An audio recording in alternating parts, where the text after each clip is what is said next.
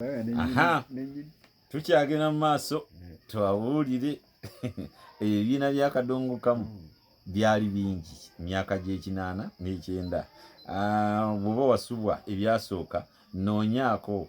Kakati tugambye nti twalinawo Makuge yali ya Kibirige, bamuyitanga siraafu bwe lityo. Gentle Stars eyo Sebata yali agasse abasajja bakulu Dani Mugula, Matia Luyima ne Kakumirizi ne bakola Gentle Stars. Waliwo Muzinge yali ya Mugenzi Maka Makumbi, waliwo Parrots ya mukulu Namulanda, waliwo Light Production ya Budumulas, waliwo Vision yali Mbawalukaga, waliwo New Stars ya DJ Chikofiira, waliwo JMS ya mukulu Muyanja Senyonga.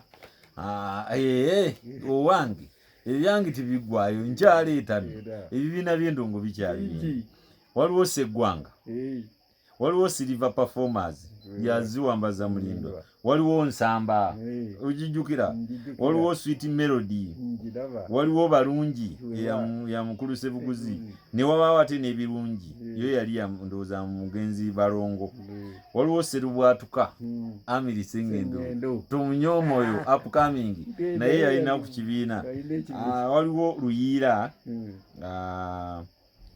waliwo Misebba yali ya Sega Mwenge, waliwo Mukisa yali ya Kiwanuka Fiina, waliwo Mirinda mukulu Mamuli Katumba, waliwo Ngabo Gita Singers, Ndawula yali nannyiniyo ne banne teyaliyo omu baali bawerako, waliwo